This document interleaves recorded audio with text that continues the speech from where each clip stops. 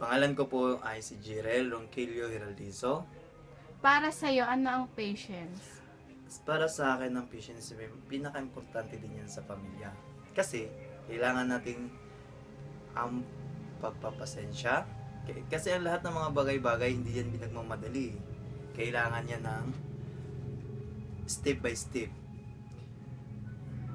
Step by step para magkakaintindihan, para magagawa ng maayos ang lahat ng gustong gawin sa atin. Ano ang love?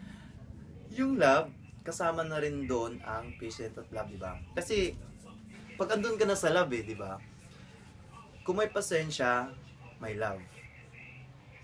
Kasi kung ibubuo natin yung love, ay ibubuo natin yung dalawa, ipagsasama natin. Nabubuo yung love sa pamilya eh.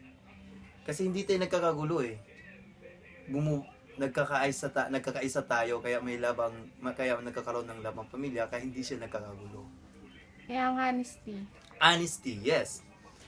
Super important also in our family have honesty to each other. Kasi pag hindi tayo honest sa isa't isa, walang kwenta ang lahat ng bagay yung mayroon tayo sa pamilya, di ba?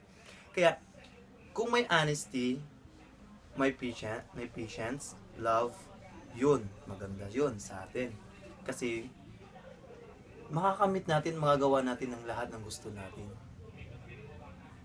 Ang hope. Hope.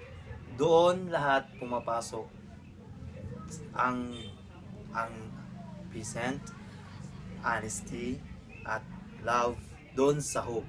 Kasi, yun nga sinabi ko nung una, step by step, uunahin natin doon sa baba hanggang tataas. Kaya, sa step by step, nabubuo tayong pamilya, di ba? Sa pagbuo ng pamilya natin, may hope naman tayong maaabot pag nagkakaisa. Kaya, yung apat na yan na importante sa pamilya. That is so very important to achieve all our goals in our